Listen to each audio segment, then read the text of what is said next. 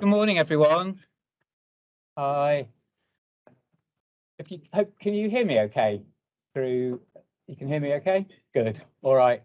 Well, welcome everybody in the room and online. We're great to be starting this event and really pleased to see you all here. My name's Richard Sandell. I'm a professor of museum studies here in the School of Museum Studies, and I co-direct RCMG, which is the Research Centre for Museums and Galleries. We work collaboratively with all sorts of heritage and museum bodies around what we would call socially engaged practice. So we're also one of the 5 founding partners of the Queer Heritage and Collections Network. So we were thrilled to join those other partners, and our first symposium was in lockdown and online, I think. And so this is our first in-person event, and we're really thrilled to be able to host it here in Leicester. Just a few announcements, housekeeping.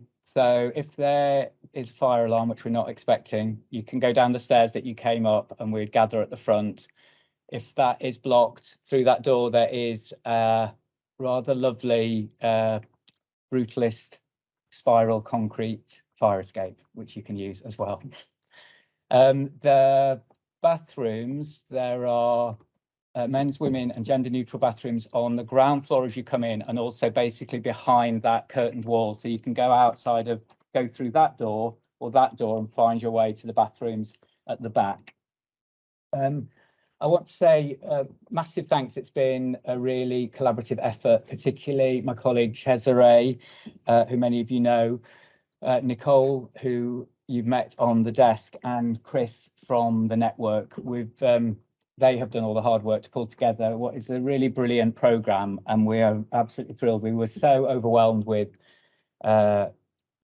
proposals for the programme, enough to fill another symposium, which we will be organising, and so we'll be able to draw in more people from that. But absolutely amazing mix of projects to hear about and insights that you'll hear from our speakers today and tomorrow if you're able to stay.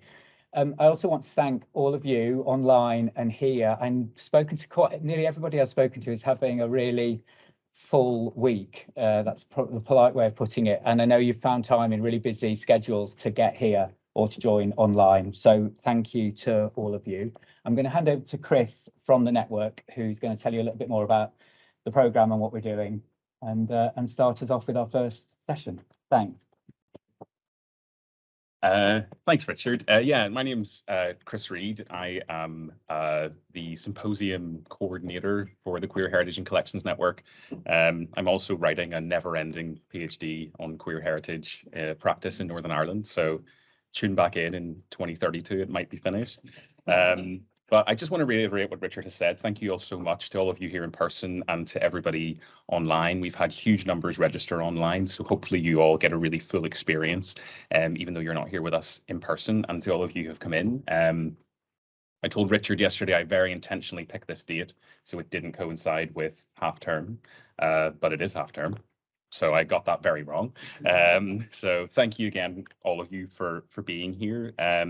Particularly again to Cesare, Nicole and Richard for hosting us.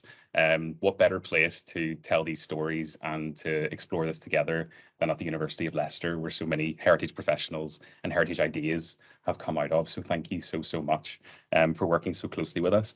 The network was created with support initially from the Art Fund, but now we're funded by the National Lottery Heritage Fund. And the founding partners are made up of English Heritage, Historic England, Historic Royal Palaces, the National Trust and RCMG, of which all are represented here today by wonderful people who have been an amazing support in making this network and this event happen. So thank you to you as well. The network was created really to promote, to inspire, to network and to facilitate queer heritage practice at museums and heritage organisations across the UK, and hopefully in the future further afield as well.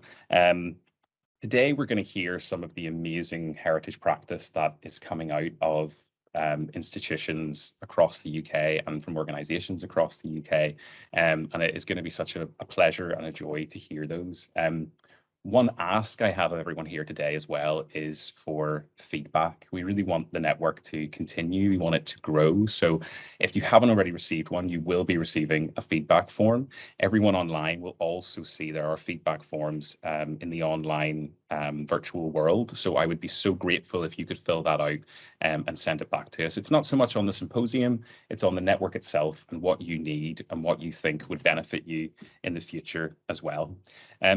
Just in terms of the format of today, so each presentation will last approximately 15 minutes.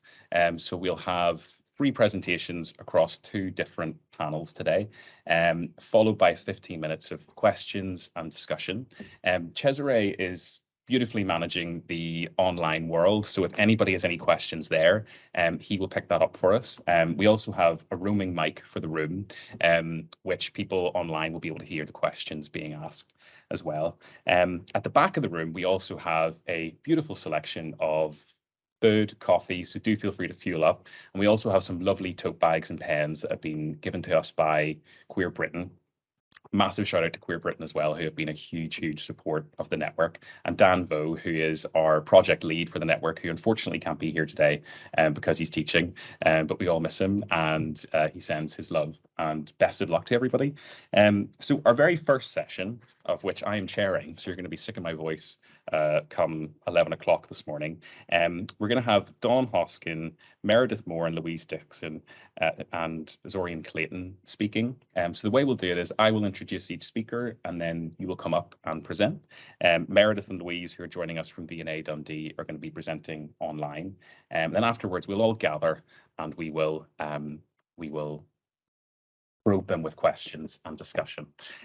So if I first of all will introduce Dawn, and we can get started. So the theme for this first panel, and you should all hopefully have a program as well, we'll be looking at emerging approaches to queer curatorship. So the speakers are going to explore themes such as queering existing collections, curatorial thinking behind queer exhibitions, and also addressing per representation in collections as well. So our first speaker is Dawn Hoskin from Queer Britain, who also works for the National Trust, and she's going to be discussing her project at Queer Britain. So Dawn is a cultural heritage curator with the National Trust and curatorial lead for the National Trust's LGBTQ+ network steering group. She is a member of the Queer Heritage and Collections Network Steering Group, the Collections Advisory Group for Queer Britain, and the Queer British Art Subject Specialist Network. Dawn also works as a freelance curator and researcher, and in 2022, she curated We Are Queer Britain, the first exhibition at Queer Britain, the UK's first national LGBTQ+ museum. Dawn has a background in fine art and has worked in a variety of museums, galleries and libraries, including the Victoria and Albert Museum, London, where she was co-chair of the LGBTQ+ working group and co-curated a range of LGBTQ+ programming, events and research. She is currently supporting a collaborative research project between the National Trust and Oxford University, looking at histories of childhood within heritage sites and collections. Dawn's paper will discuss the curatorial thinking, approach, practicalities, and processes in developing the We Are Queer Britain exhibition. So I'll invite Dawn up. We'll get started.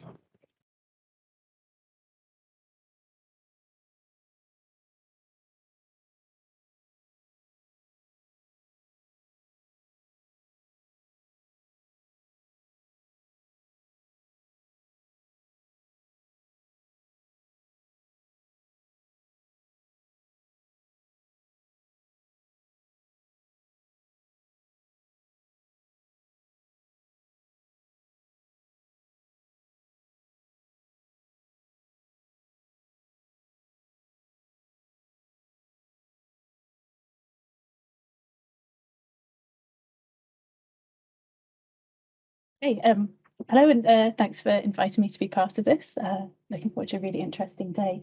I'm just going to crack straight into it there. So this is obviously going to be just a very quick look at this project and very open to answering questions or chat to me in the break about anything else you want to hear about. So, So sorry, I think there's a... There we go.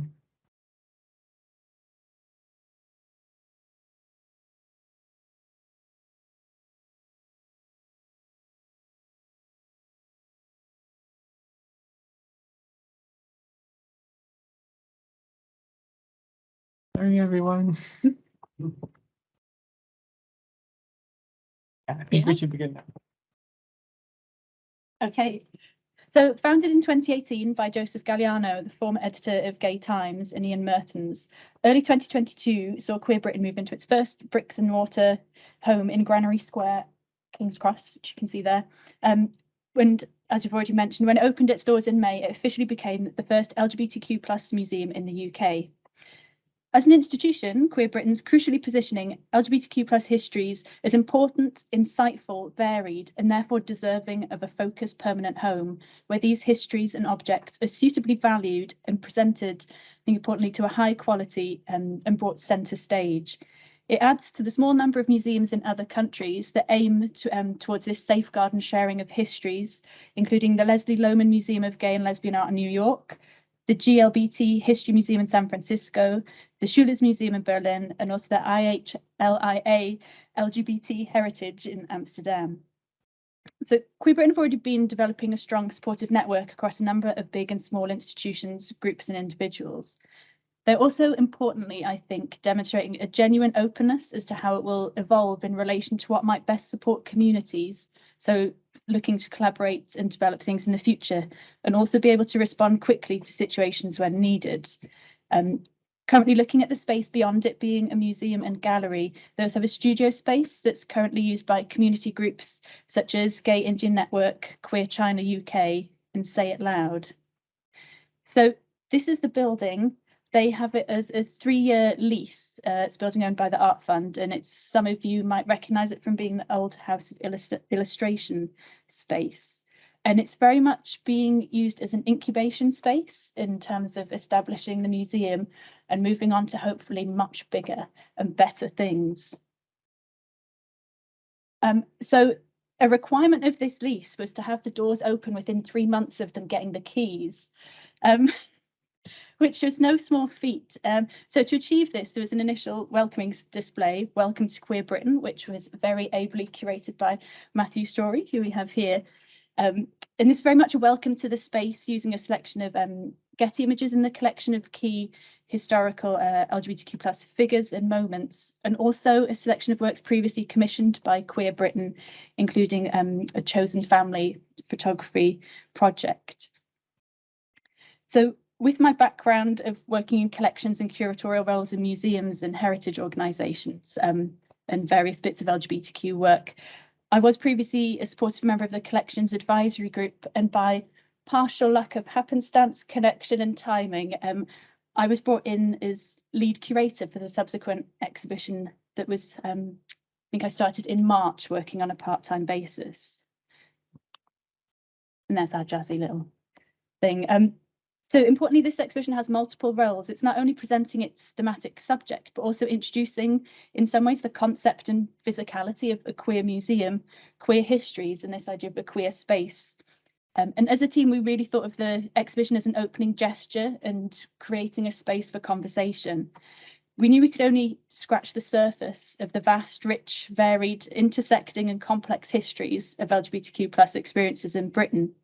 So we adopted an approach of representative, not comprehensive, in order for us to aim for something achievable.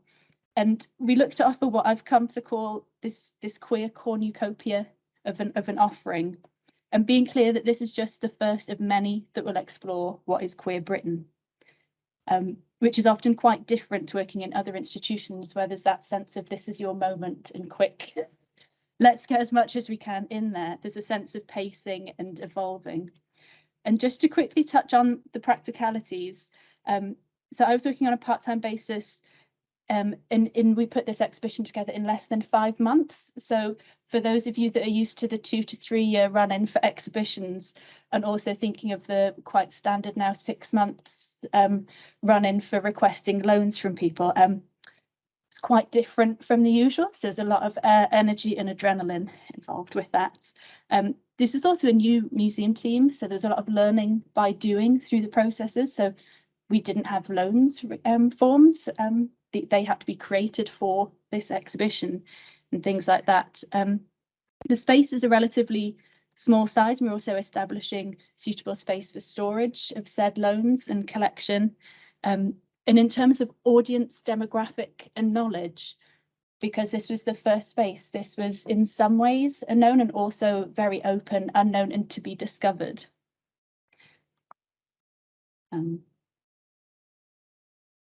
But we got there.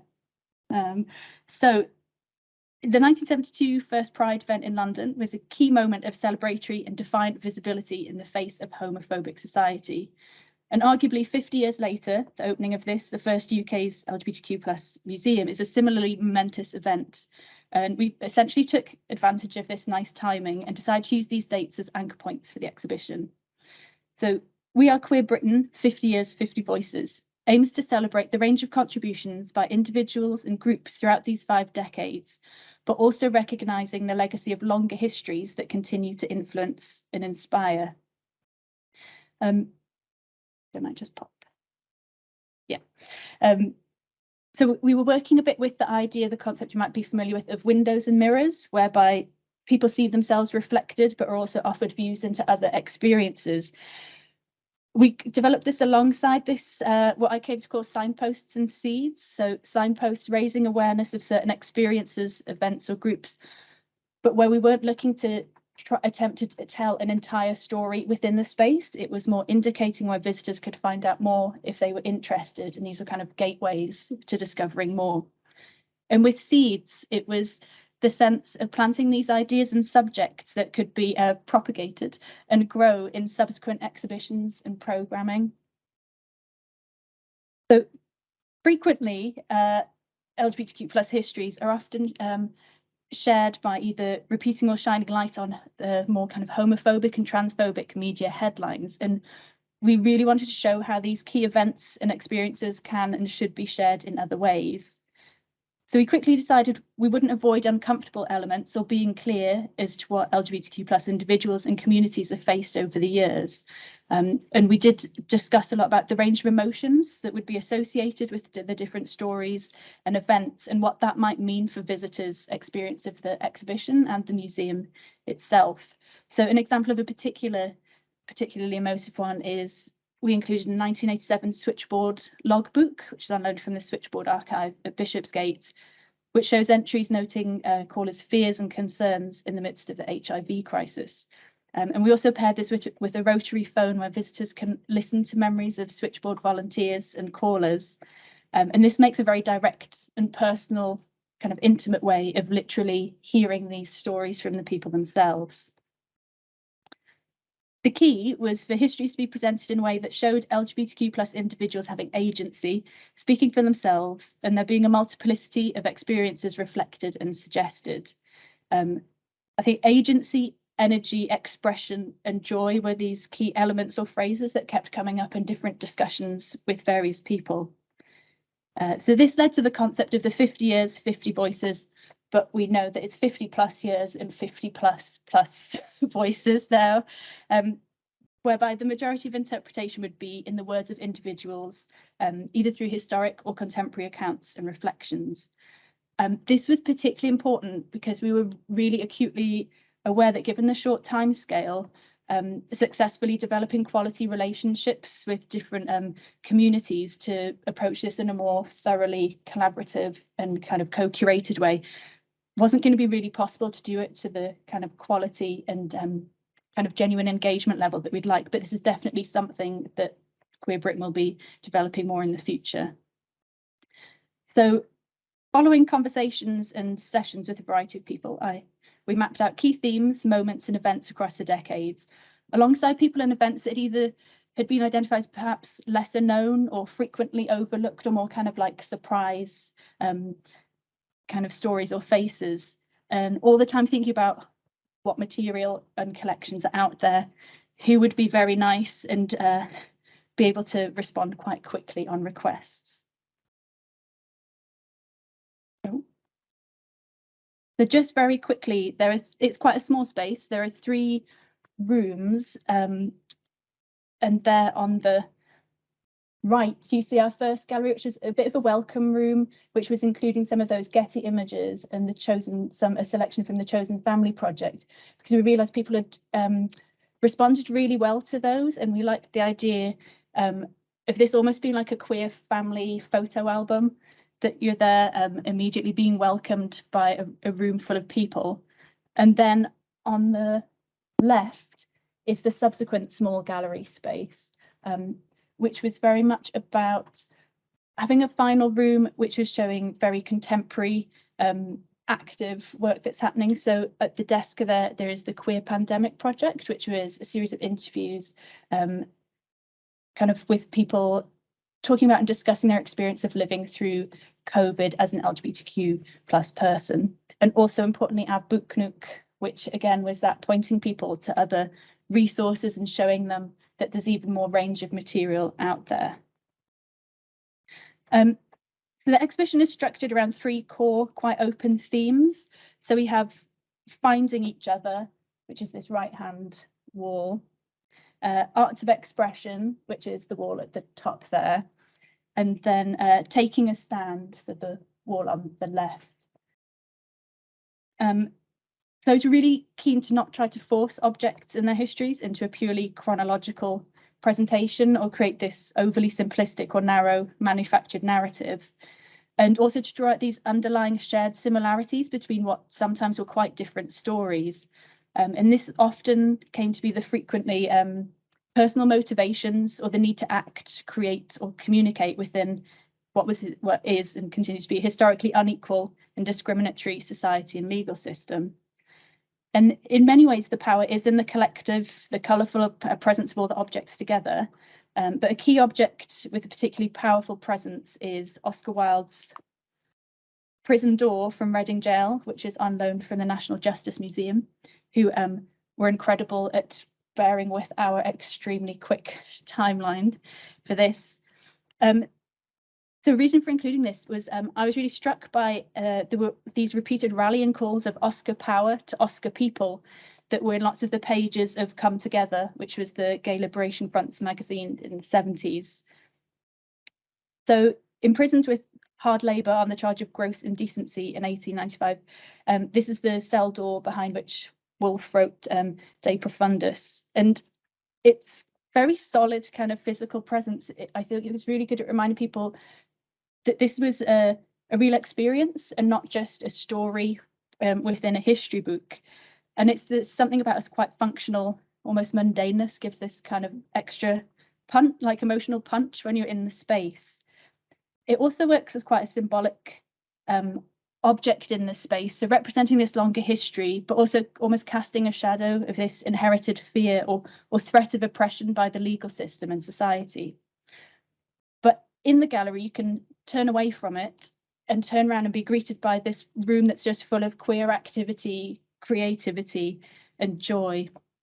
I had been a bit tentative on including it because I was very conscious it was in the 2017 Queer British Art Exhibition. I was like, well, that was quite recent. People look used to it.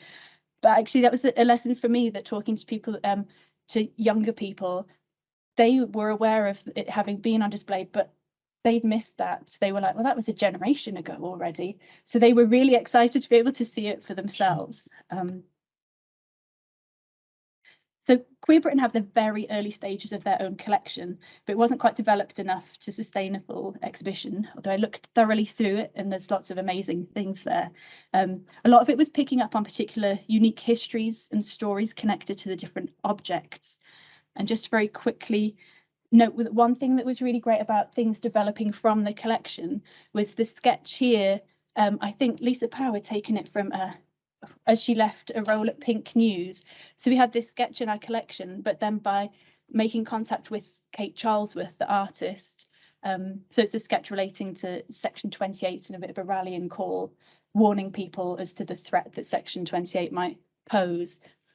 But from that, we got in touch with Kate Charlesworth, who then also lent us this jacket and copies of Dyke's Delight. So the jacket is it's a jacket that belongs to her alter ego cartoon character of Auntie Studs, but then because it's covered in all of these different protest and demonstration badges as well, I quite like that it was this historic factual record of an actual object, but also tapped into this idea of people creating their alter egos and creating their own kind of sense of communities and characters. We're also keen to include a variety of material, so that made for private or public expression, fine art alongside that more like fragile ephemera, and the deeply personal alongside quite broad and bold statements. So here we have a banner from the GLF, and also we have Guy Birch's personal collection. So this was a case in an area that was looking at the AIDS crisis, and this collection of memorial service cards, photographs and mementos that reflects essentially the devastating impact of HIV and AIDS crisis. And this is a really deeply personal and quite specific collection, but that it also in some way kind of stands in for the thousands of similar collections kept by others. We identified key objects or object types that we thought might work well, but finding and sourcing them was very much this adventure of exploration and just wonderful happenstance. And a lot of conversations with different people, lots of hours spent at Bishopsgate looking through their reams of collection. Just to quickly note, the Jubilee poster actually came from a house that I sometimes stay at that had been on this kind of slightly queer party house. It'd been on their wall for about 20 years. Now sat there and looked up and was like, that fits. Let's go with that. Taken directly from a street wall outside a cinema back when Jubilee first came out. And then it was also by various associations we were able to get a hat that was used in, I think, the second series of Gentleman Jack as well, which is that specific hat. So yeah, in many cases it reflected that kind of the many personal connections that run through LGBTQ plus communities. And there was just that real joy in receiving unexpected offers and suggestions that kind of suddenly enhance these different stories. I was also keen to both like kind of symbolically or physically like populate the room. So that prompted looking at what clothing and costume we could source. And this is one of the wild card objects, which is the orange octopus dress that was worn by Divine.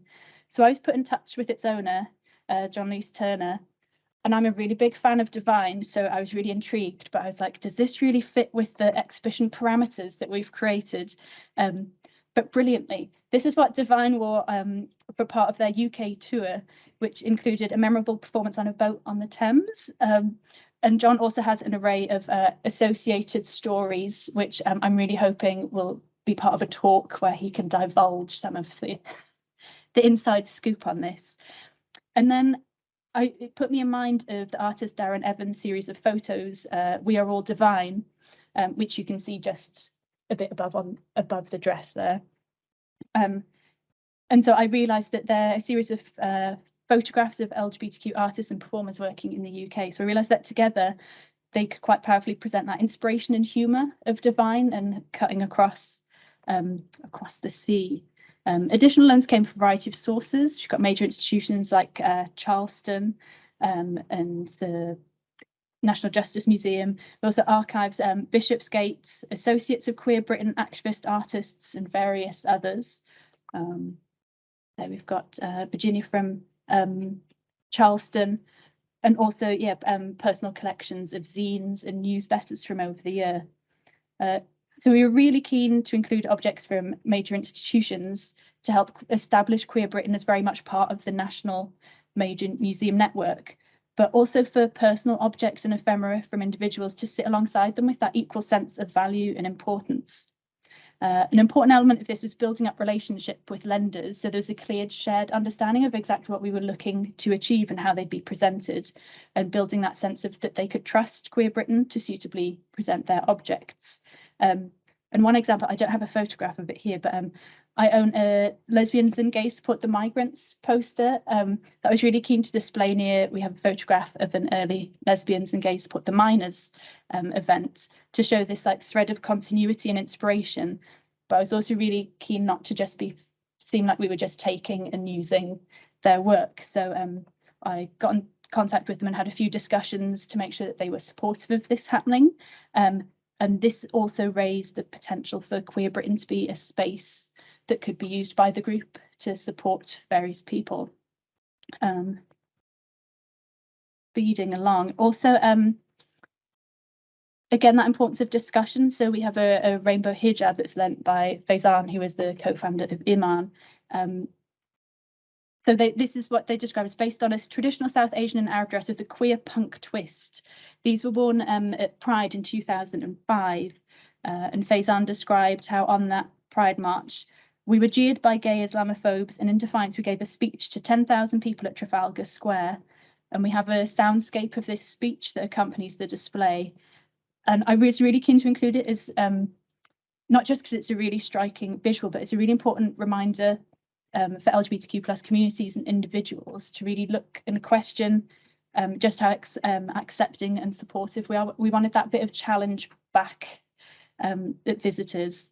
And so we had a number of quite in-depth conversations with Faizan to better understand the clothing, the motivation, and how to kind of curate their presence. And they actually came in to advise on the mounting and display of the mannequins. So it was just really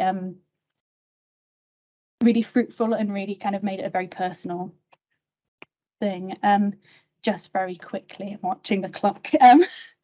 So it's also really keen to represent current issues and the role of allyship in particular. So on the left, we have a trans ally placard from the 2022 London Trans Pride, which is one that saw over 20,000 people join together in defiant solidarity, joy and rage. So we really wanted to have an acknowledgement that this increased acknowledgement of trans people has been accompanied by increased transphobia. But we really wanted it to be in the positive elements of that, of people coming together in solidarity. And also, I was really glad to be able to get a portrait of Liz Carr on a tangent. On the right there, we have a portrait of her receiving her Olivia Award there, and brilliantly she was able to come into the space. And she'd said that they'd visited for the previous display, and her friends had said to her, "You should be on the walls in here." And so she was really pleased for me to send that initial WhatsApp message and be able to make that happen. So we did make efforts to include representation of all elements of the UK. So despite the name, Queer Britain is the UK's first LGBTQ plus museum.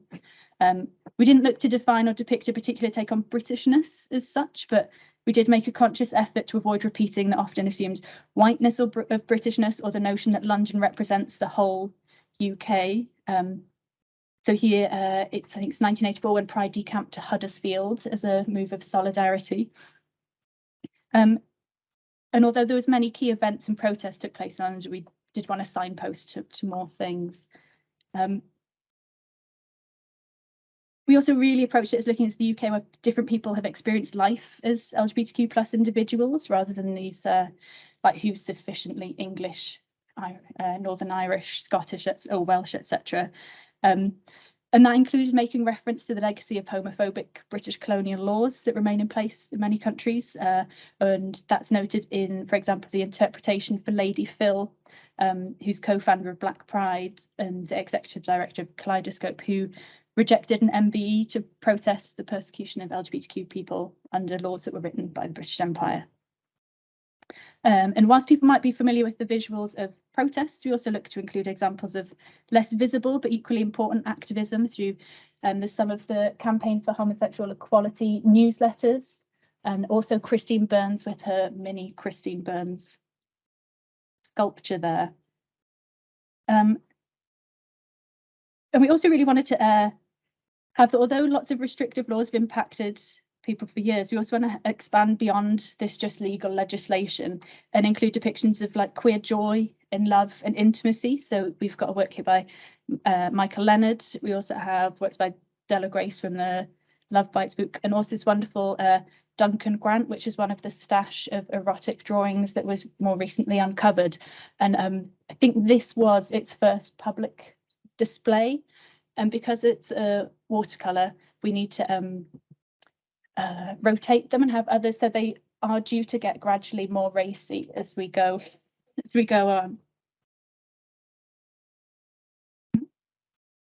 And then just to finish, although we've yet to undertake thorough feedback into visitor responses, so far it's been quite overwhelmingly positive, and I think it's this general enthusiasm for seeing so many objects and stories together, indicating the variety of what makes up our LGBTQ plus histories and identities, and also an excitement for what's to come. And I think an important factor for this is the team and the physical space. So Queer Britain is free, accessible and welcoming space. And I think a lot of the comments have been about the feeling of power and joy of simply being able to be physically present in a space surrounded by others who are interested in looking at LGBTQ+ histories. And I was just going to end on the excitement that it has been nominated for a Museums Change Lives Award, which recognise and celebrate the best examples of work by museums and individuals that support communities and engage with contemporary issues and deliver social impact. So category is Best Small Museum Project, and we'll be hearing at the MA conference in early November as to whether we've won. So yeah, fingers crossed. And thank you.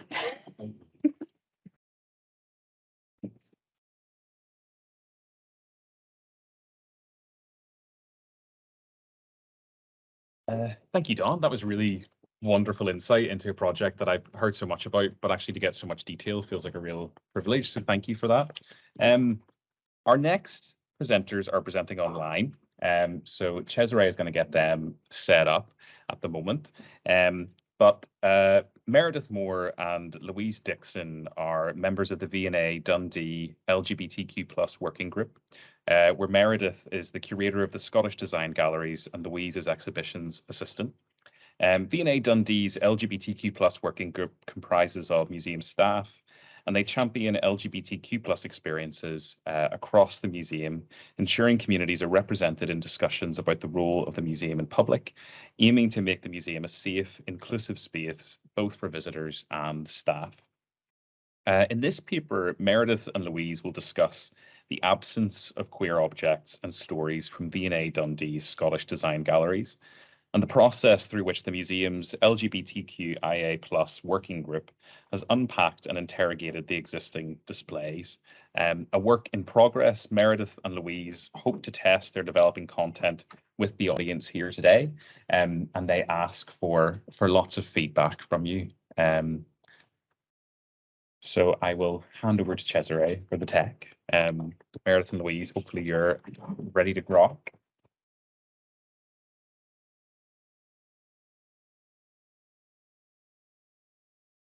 Oh, perfect. So Meredith and Louise, we see you and we see the screen. Thank you. Can you speak and so we can check if the audio is okay?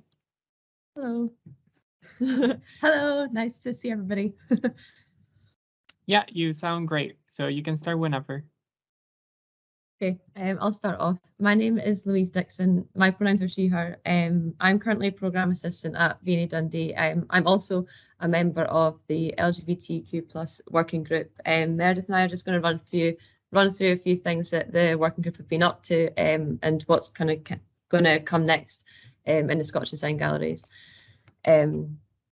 So V&A Dundee's LGBTQ+ working group was founded in 2019 by 2 members of staff, and it has since grown to about 7 members of staff. At the time of it forming, there was a manifesto written with key objectives of the group, covering museum programmes, staff training, board representation, and HR policies. To quote from the manifesto, at its core, queering a museum involves connecting with members of the LGBTQIA+ community and revealing their untold stories. This group will interrogate the museum's activities and challenge its role in forming social norms around gender and sexuality. We will challenge our collections programme, practice and approach.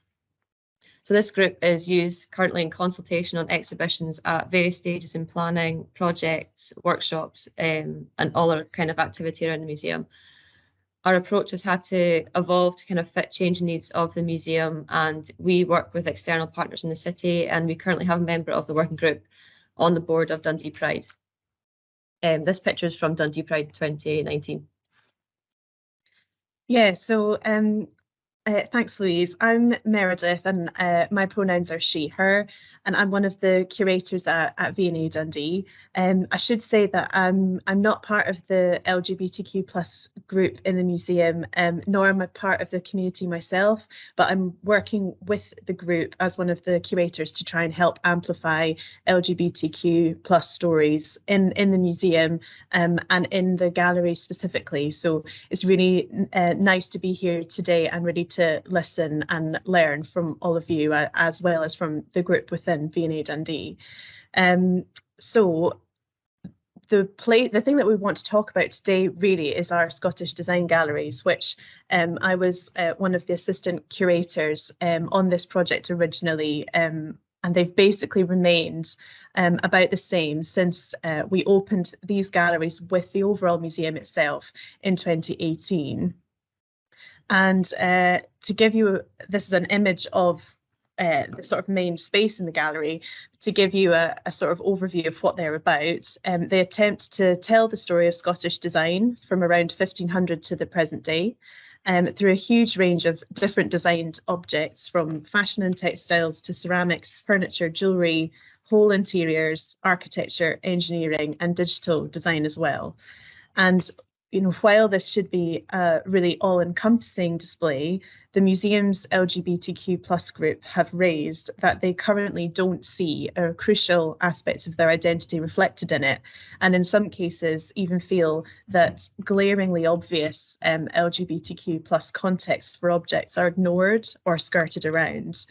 And we feel that, you know, especially as such a new museum, having only opened in 2018, that we really have a pretty poor excuse for this. I want to show you one of our objects, which is a particularly good example.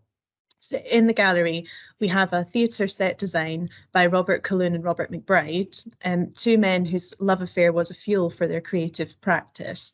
They both met at Glasgow School of Art in 1933. They were both of working class backgrounds, born in Ayrshire, and they'd both left school at 15.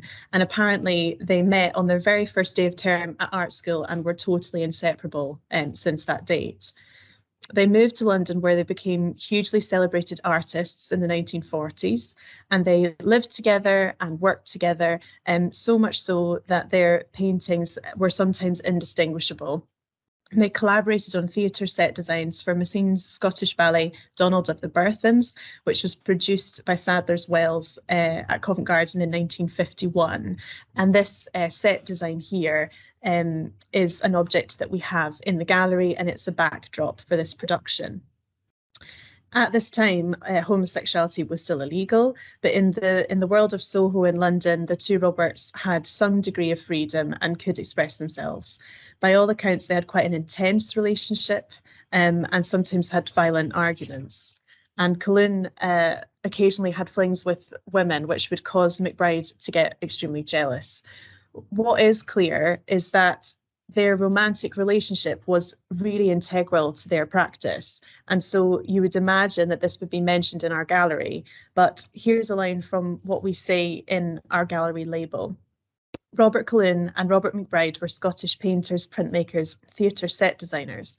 Meeting on their first day at Glasgow School of Art in 1933, they developed an intimate, personal and professional relationship, earning them the endearing name, the two Roberts. And while this is not inaccurate, it's also extremely vague. An intimate personal relationship, you know, we really question what that means, and that it could just as easily mean that they were best friends. So we feel that you know, looking back, this label is really skirting around their homosexuality, and we want to understand what we're saying to visitors who already know this detail about their lives, and what is it leaving out for visitors that don't know this about them. Or about any other Scottish designers for that matter. So it's one of the sort of main objects in the gallery that made us feel that we really have a lot of work to do. So we're at the beginning of a journey to try and queer the galleries, which is obviously something that lots of museums and libraries and archives have been doing for some time.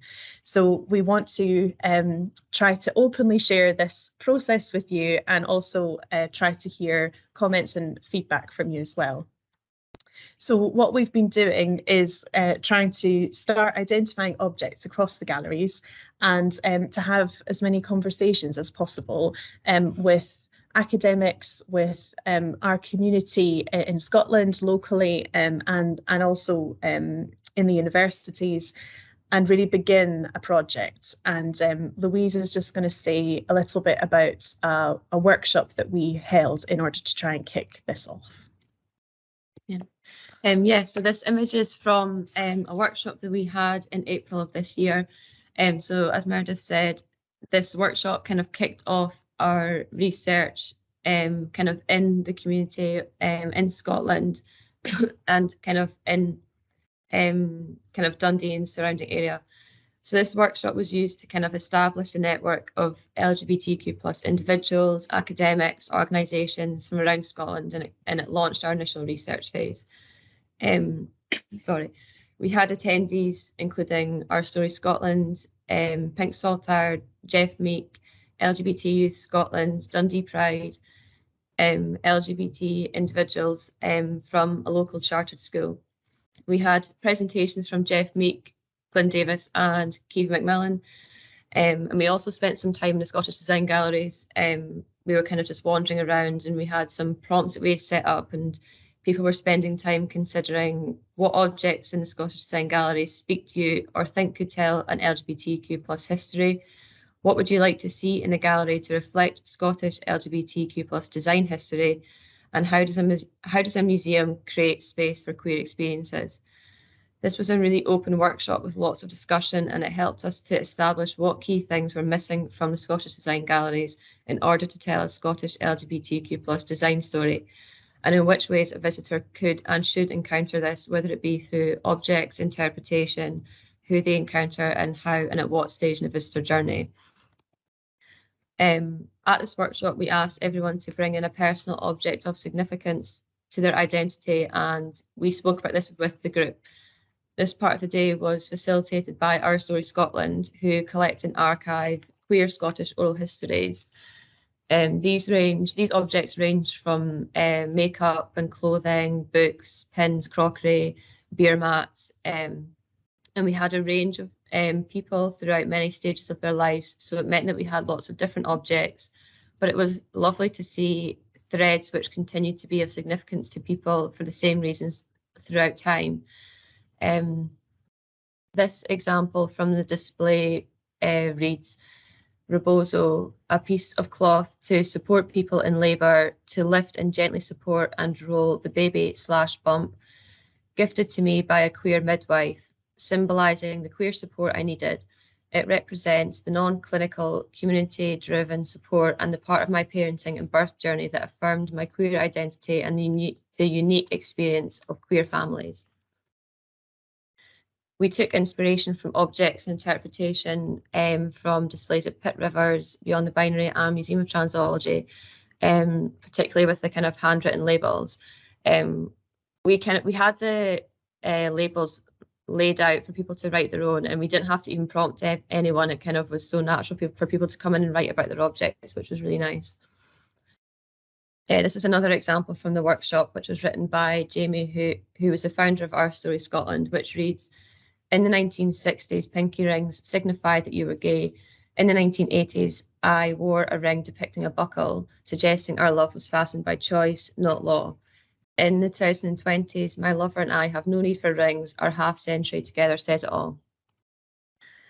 Coming out of the workshop, after walking around the Scottish Design Galleries, it was clear that people felt that the weight of their personal histories and objects to not be heavy enough to ever feature in a gallery such as the V&A. And we felt this to be of particular importance to the LGBTQ plus communities, considering that much of their history belongs in objects which tend to be ephemeral and deeply personal material. And at the moment, we're still figuring out how to explore personal stories in a fairly traditional gallery. But we currently explore personal stories when we do queer tours of the galleries. These images here are from one of our queer tours. So far, we've done 4 queer tours. The first 2 that we did were on an after-hours event, one of our tail lates, which was co-curated by Charles Jeffrey. This is Chris, one of our former members of the group, wearing some Charles Jeffrey outfit. On this tour, we had 40 attendees in total, and this was really great to test our initial findings of the workshop and our kind of research to date. We had really great visitor response and people wanting to know more and why this information wasn't present in the galleries. And it gave us a really great chance to talk about our future plans for change and to kind of commit to that to the public for the first time. Yeah, so off the back of that workshop, we had so much kind of gathering to do of all the different ideas that had surfaced and in lots of different ways. So we have various different focuses at the moment. One of them being research, really trying to delve into kind of Scottish histories that have a particular design angle as well, given that we at V&A Dundee are a design museum. We've also been really looking at collections and objects that we can draw on, and really thinking about interpretation and the methods that we should use in interpreting objects. So what we want to do is, I suppose, first of all, look at the gallery that we have and think about the objects that are in that gallery, and trying to bring out queer stories and contexts that, as we've seen in the earlier example, are really quite hidden at the moment. And then the other side of it is to bring in new objects that allow us to just expand the story and bring in representation of lots of different communities and experiences from different age groups as well, who have something to kind of contribute to this story. And so I wonder if I have a picture of some of these objects first. Yes, so these are some of the objects that are currently in our gallery that the LGBTQ plus group have kind of identified, and through our research we want to kind of explore their stories a bit more. So that ranges everything from designers that we know to be gay, and that their sexuality is really impacted on their creative practice, to other objects that really allow us more to tell a kind of thematic story, or to touch on a context. So there's a real mix in the gallery, but what's kind of emerging is that the gallery overall, we have a lot of work to do in it generally, and so there's quite a bias in the gallery already towards male designers. So as we look at the objects we currently have, there's quite a lot of representation of gay men, for example, and not so much of other communities. So I suppose what we're trying to do currently is build a picture and look at how to build our research as we move forward. So one of the things that we're going to be doing in the next couple of months is creating some what we're calling lavender labels, which we're going to replace our gallery labels with a new lavender label, which will discuss the queer context to some of our objects. So here, for example, we've got a magazine which has a photograph styled by Ray Petrie, who was Dundonian, really influential fashion stylist, who died of AIDS really quite early in the AIDS crisis, and was one of the first kind of big sort of public personalities to get sick from the disease, and he died in 1989.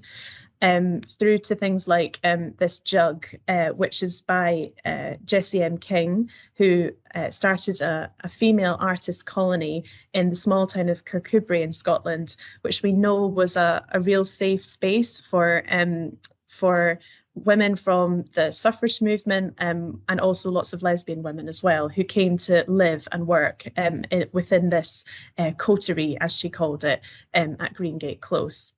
So there's lots of interesting stories already in our galleries that we want to share with visitors and through this new interpretation. But we're seeing this really as a first step in kind of acknowledging where we are and exploring where we might go next. I should say the reason we've chosen lavender is because it connects to the LGBTQ movement, but also as a nod to Lavender Menace, who were the first gay and lesbian bookshop in Scotland, who are developing a new archive project, and is really brilliant to check out if you don't already know about it. I'll just share some information about some new objects that we're bringing into the gallery, which we hope will be the first of many. So this is an object that was inspired by one of the presentations that we heard at the workshop that Louise spoke about. And it's we found this subject through being really interested in the research of Jeff Meek from Queer Scotland. And he was talking to us about the difficulty of representing a kind of working class queer space as a group that really is very difficult to represent through tangible objects. And he was talking particularly about these spaces in the built environment, especially parks, public toilets, that really became spaces that the queer community made their own because they had no other choice. In Scotland, homosexuality was still illegal until 1981, so much later than England. And so the kind of the fact that these public toilets, they were spaces used for surveillance and arrest of gay men until really quite late into the 20th century. And so we decided we wanted to try and represent this story. And we found this amazing stack of designs for public toilets at Glasgow's Mitchell Library.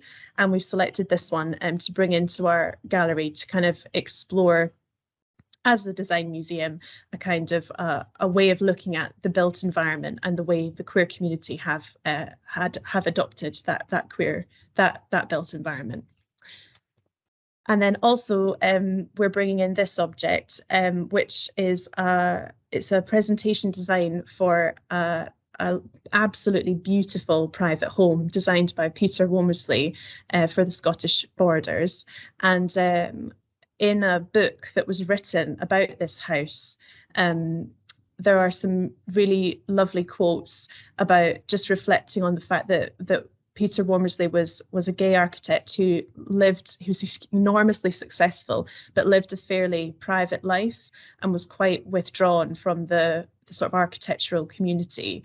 And there's some lovely quotes in the book that we're going to include on a label, including this one at the bottom, which says, "I've caught myself wondering about the paradox of such a deeply private individual designing a see-through house." You can see here that the house is entirely covered in plate glass windows and is a really open house with views all around. So really not much privacy in that house if you were walking across past it. So these are just some of the kind of ideas and ways we're hoping to start to bring queer histories into the galleries. So the final thing to say really is that as I've said lots of times, this is a kind of building picture. And so we are going to be having another workshop in February where we're going to share the work that we've been doing. And we'll include a lot of the people that came to that first workshop to try and sort of, hopefully they'll want to come on a journey with us as we develop this work. But we want to also try and reach out to more older members of the community and people locally as well, to really try and build in the relevance for our particular gallery and our community as well. So we'll be sharing that workshop and having a public event as well in the museum to discuss this project. So we'd be very grateful for comments and suggestions and ideas from all of you. And thanks very much. Yeah. Do you want to say anything else? No, I think No? you've said it all. Okay. That sounds good. Yeah, thank you. Thank you.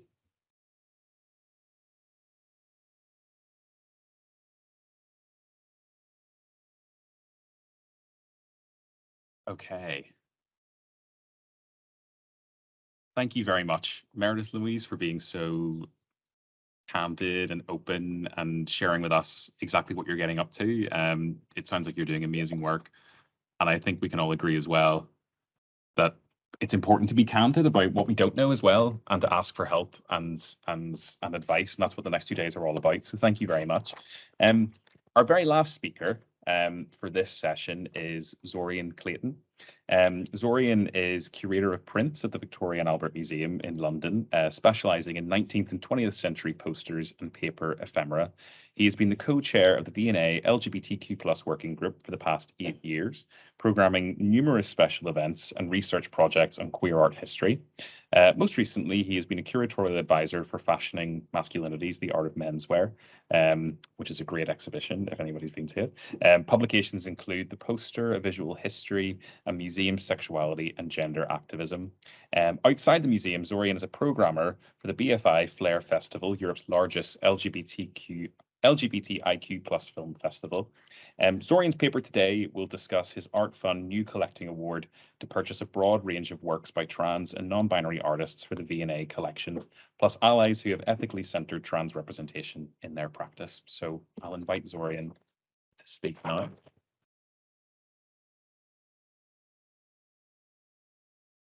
Five slides. Okay. Great.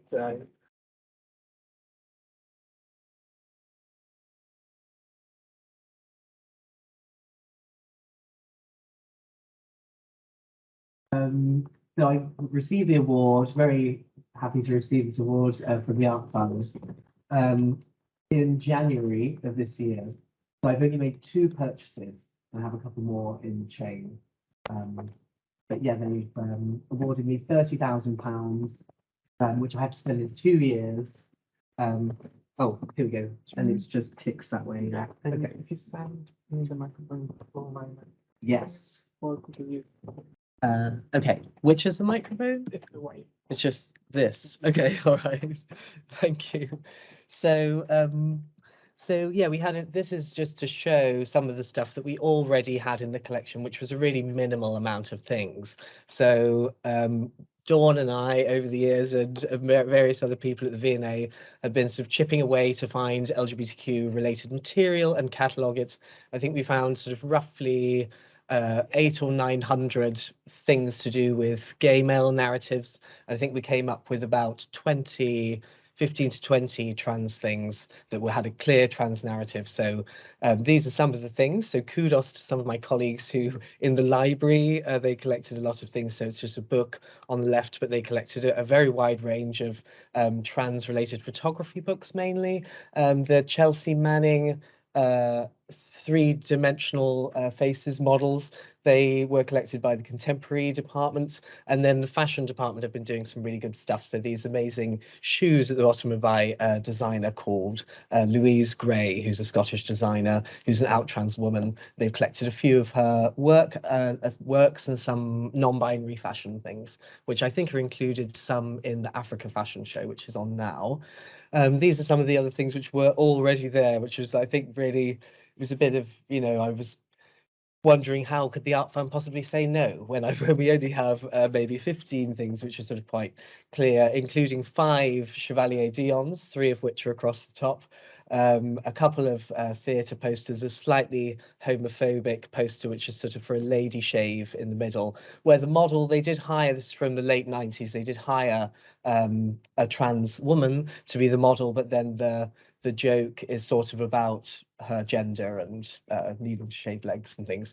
The best object on display, which is a very clear trans narrative, is a Grayson Perry vase, which is up in the ceramics gallery, which has April Ashley on the side, who of course is a legend, very recently sadly passed away, of trans rights in the UK. So there's Grayson as well. There's a lot of people who maybe have a sort of a trans narrative. They are an out transvestite. There's things to do with theatrical cross-dressing, etc. But yeah, very, very little. The person with Mark Armand is a trans woman called Marie France, who was very involved in ACT UP Paris. So that was one of the things that I found when we were sort of doing all this, you know, looking for stuff. So out of this is I can do this with this.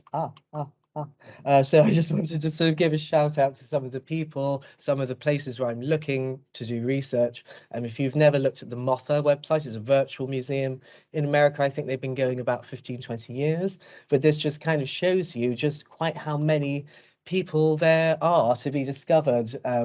Either that all of these people aren't artists, but a lot of them were activists, historians, people in the community who've done all different kinds of things. But basically, I have £30,000 to buy. I thought I would be able to find or be able to afford about 10 works was what I promised. Yes, I didn't want to overpromise what I would be able to buy. But yeah, it was just basically to inclusively improve the national collections and pay artists what they were asking for, because a great deal, I'm sure everybody here in the museum sector knows, we're mainly relying on gifts. to build the collections, but I don't want to do this with this. We don't want to be approaching trans artists and saying, oh, can you just please give us your stuff? And we won't pay you anything at all, which is what usually happens, but not this time. So I only have made 2 purchases so far because I've been so deep in the research phase, doing a very thorough sweep of what's out there with my brilliant mentor, Alex Pilcher, who, if you have never read A Queer Little History of Art book, which accompanied the Tate Show 2017, it's a brilliant book, and Alex is a wonderful person, so knowledgeable, and had a huge amount of trans artists that she had found for her research, which didn't make it into their projects for one thing or another. So provided me with this brilliant list. But the first thing I bought is this. It's a length of artist wallpaper by Justin Vivian Bond, and it was made in their first show, solo show as a visual artist. They're better known as a singer, and they're on at the moment in Wilton's in London till the end of the month. If you haven't seen their show, then do go along. It's amazing. But they made this. It's inspired by William Morris wallpaper, Willows. So it's very V&A, because I wanted everything to kind of have a bit of a V&A.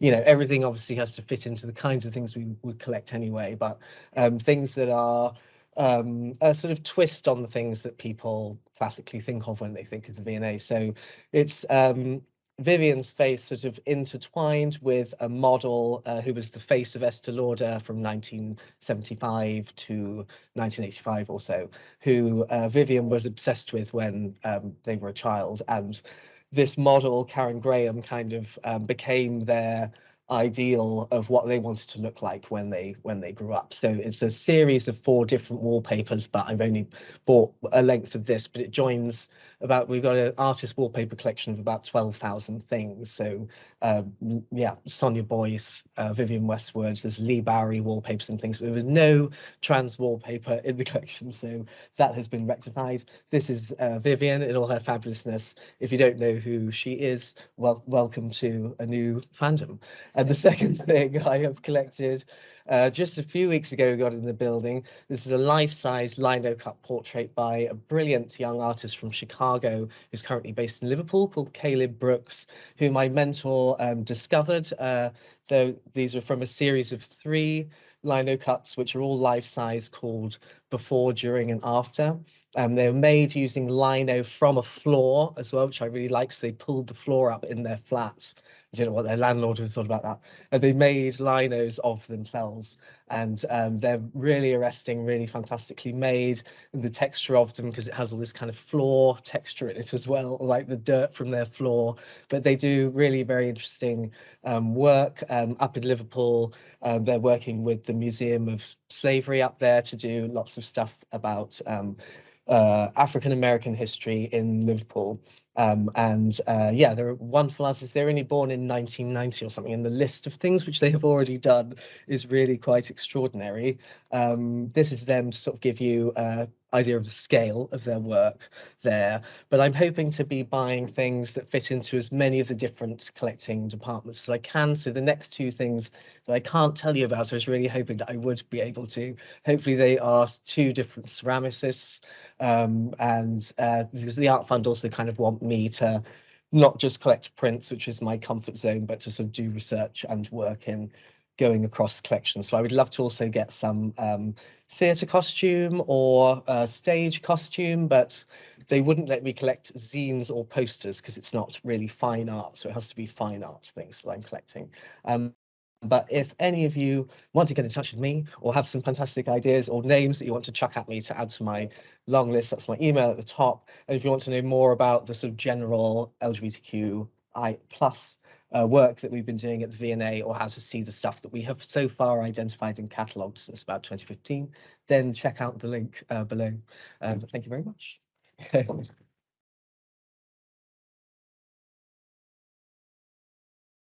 Thank you so much, Zorian. I have goosebumps listening about that. It's so exciting. It's really cool to see how contemporary intentional collecting can actually really add to a queer collection. It's not always about reinterpreting what you already have. It's about building on that as well into the future.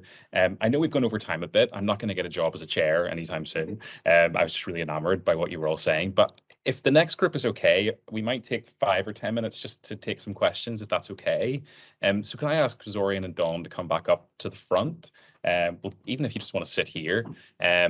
And if we could get Meredith and Louise back up on the screen, that would be great. And yeah, there's perfect. And we've got a roving mic, so people online will be able to hear. But while we're waiting on Meredith and Louise, is there anybody that has any questions in the room initially? And then we'll take a look online as well. But raise your hand if you have any pressing questions for anybody. Yeah. Oh, hold on. Sorry.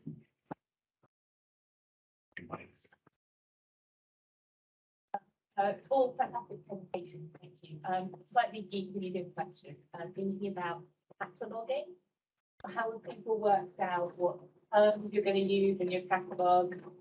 How do you get that approved by all the massive curators that have to sign off on things like that? Any advice in that sort of area? Yes, we got ours done at the V&A in 2015, but we're already redoing it because there's been so many more terms or, slight tweaks to existing terms that we wanted to reflect. But then hopefully that will be, if the current one is shared on our website then, but there's lots of different institutions which have shared various LGBTQ, like a very, very long list or more concise ones, which we have had put into our CMS system, V&A. So we've got 29 terms in the V&A one.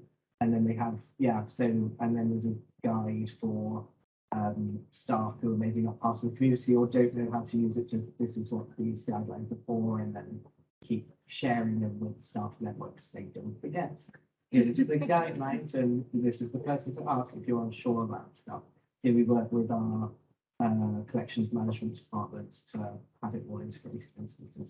And it took a while, but it was that really worked. Yeah. Thank you very much. Also, over to Richard here.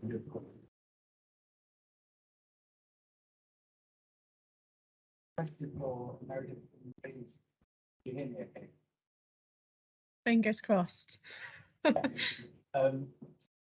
There was the sort of drivers for the initiatives that you're talking about come from a staff working group that's reached out to sort of community partners, I think. And I was just trying to get a sense of the institutional context of how supportive or challenging it's been to get buy-in from the institution to make the changes that you've got. Has that been an open door, or you had to lobby and negotiate for that? I think it came from the staff working group that change had to happen in the Scottish Design Galleries. But I think also, like, if we were doing kind of talks or things, or just kind of any ad hoc tours with individuals, and we would maybe point out examples like the two Roberts that Meredith mentioned earlier, people would, like, it was clear that change had to happen, but it was kind of initiated from the staff working group. From inside the museum. I think that buy-in from other members of staff has been strong, because I think that it is apparent that change is long overdue. Would you agree? Yeah, I think so. I think the museum is supportive of the work and has enabled us to take on this project, but that doesn't mean that there haven't been issues. And I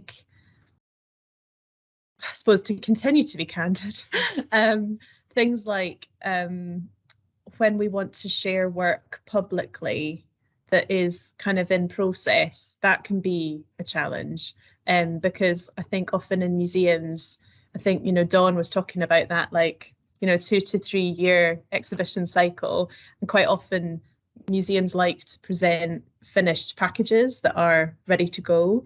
And actually, I think I'm right in saying that we want to work in a more just in a way that's slightly different, where we want to be open and share and acknowledge that this is a process, especially when we're trying to invite feedback and views and sort of build a community to guide us. You have to, that involves kind of exposing, you know, it involves admitting that there's some issues, and it involves kind of acknowledging that publicly. And I think the museum's been pretty good at that, but there have been obviously occasions where we've stumbled into, you know, nervousness around it. So yeah, I think it's difficult. But Yeah, I think it's a thing of like, it's not being viewed as it's not a project, it's ongoing, and it'll have various iterations, and you know, these lavender labels will come down and new things will be put in place, and it's the idea that it's ever evolving rather than an exhibition which has a long lead time. It's put up and it's come down and the next thing happens. Yeah. Thank you. Can't wait to come up and see it.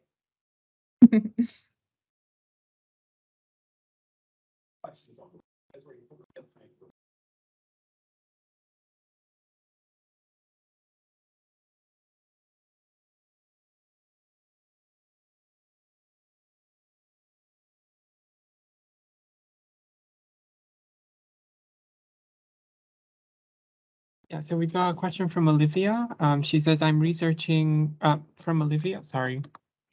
I'm researching a dissertation on Queer Britain, so hearing about different perspective on queer curatorship is really insightful.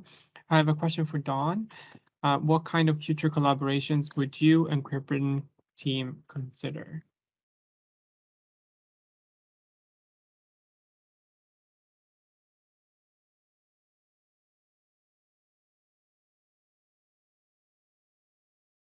So I think a lot of it would be, I don't know, in more general terms, that what can expand on usual narratives or experiences, or what can be, I think, taking advantage of that, Queer Britain being a bit more nimble as an organisation than others. So a lot of it is that seeing what's kind of the uniqueness, or what Queer Britain can bring to the table that other places maybe can't. I think at the moment it's very much that listening and learning rather than kind of proposing particular approaches.